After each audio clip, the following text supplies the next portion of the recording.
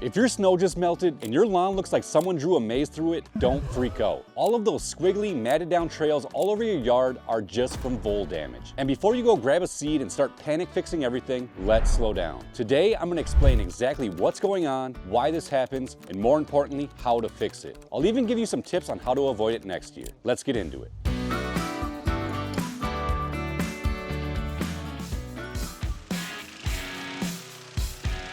Voles are small rodents, are often called field mice, though they're not actually true mice at all. They're stockier, have shorter tails, smaller ears, and they're about 3 to 5 inches long. Think of them as little chunky hamsters with an appetite for your grass. Now, unlike moles, which tunnel underground and eat insects, voles create their runway systems right at the surface level, just under the snow or in the thatch layer of your lawn. They eat plants, and during the winter, your grass, roots, and any other vegetation become their buffet. Voles are also incredible breeders. A single female can have multiple litters per year, with each litter containing 3 to 6 babies. This means that what might start as a very small population in the fall can explode into a serious issue by the time spring rolls around. Now, why do we see these tunnel networks specifically when the snow melts? During winter, voles live in a protected zone called the subnivean layer. That's the space between the ground and the bottom of the snowpack. And that snow insulates the area for them. It stays right around 32 degrees under there, even if it's freezing above the snow. So while you're inside drinking coffee, these little guys are down there building highways. They're eating your grass, roots, and creating all these tunnels all winter long. You don't see it until the snow melts and reveals their handiwork. Now this year, with the unusually warm February we're experiencing, the snow is melting earlier than typical, which means we're discovering this damage much sooner than we usually do. The damage you're seeing isn't new. It's been accumulating all winter long. And honestly, it might be even worse if this fall spring didn't melt all of the snow so early. All right, so you got these vole tunnels all over your lawn. What do you do? Now the good news is that the cleanup is relatively straightforward and you don't need any special equipment. Now usually I wait to do this later in the spring until all this dead grass dries out and it almost looks like hay. Right now it's still really wet, kind of nasty, but I'll do it now to show you as an example. So what you're gonna wanna do is use a regular garden rake or leaf rake, and you wanna rake up all of this dead material very gently so you're not damaging anything underneath. What you're trying to do is get all the dead material out, as well as expose the area to light and air. This also helps break up any thatch that might have accumulated in this area.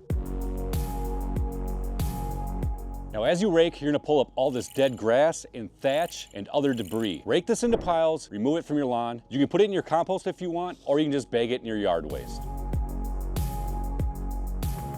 Now step 3 is probably the most important step, because once you've raked and cleaned everything up, resist the urge to do too much early. We need to assess if this will actually recover on its own before we take any further steps. Now if you take a look down here, it looks like everything is completely dead in this area, but what is happening is these voles are eating it down to almost nothing, but all of these plants are still alive in the soil down here. So I would say 90 to 95% of this stuff is going to recover on its own. It's just going to take a little time and you have to be patient. Even though those tunnel areas look pretty rough right now, grass is very resilient. If the crowns of the grass are still intact, which most of the time they are, those plants will green up and start growing once the temps warm up and they get some sunlight. Definitely give it a few weeks. As we move through late March and into April, you'll see a lot of natural recovery, and those areas that look dead might start showing green shoots. Now, if you don't see recovery in those areas after 3 or 4 weeks of warm weather, chances are we're gonna have to manually go in and fix some of the damage.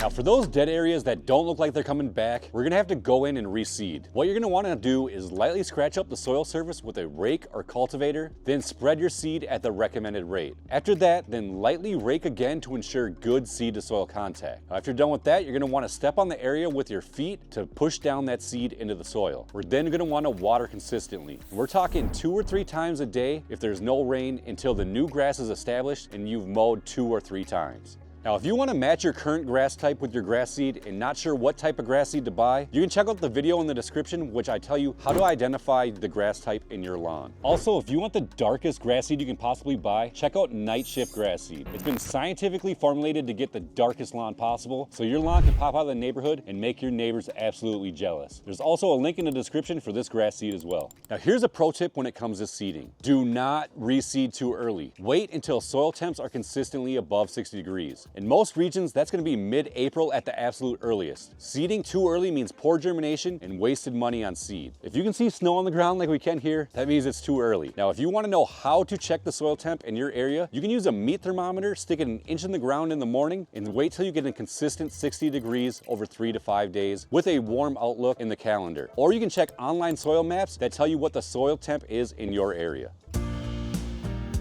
Now that you've dealt with the damage, let's talk about what you can do to prevent this from happening again next year. Number one, clear out the edges. Voles don't just live in your lawn. They nest in dense vegetation, wood piles, leaf piles, and shrub beds along the edge of your yard. Cleaning up those border areas in the fall removes their safe harbor. The farther they have to travel to get to your lawn, the less likely they are to set up shop there. Number two, don't mulch too deep around trees and shrubs. A thick ring of mulch or leaf debris around the base of trees and ornamental shrubs is basically a 5-star vole hotel. Keep mulch pulled back a few inches from the trunk and try to keep the depth reasonable, 2 to 3 inches at max. Number three, vole repellent. Now there are castor oil based repellents on the market that you can apply in late fall before the snow arrives. Now they won't eliminate voles entirely, but they can definitely discourage them from setting up their runway systems in treated areas. Number four, bait traps. Now there are specially made bait traps that do a very good job of minimizing vole activity in your lawn. What you're going to want to do is place them around the perimeter of your property in the fall before the first snowfall, and you'll be amazed at how well they do. I've done this before in the past, and I've gotten very little vole trails when I do that before winter hits. Now if you really want to dominate the neighborhood this year and want your entire lawn dark green,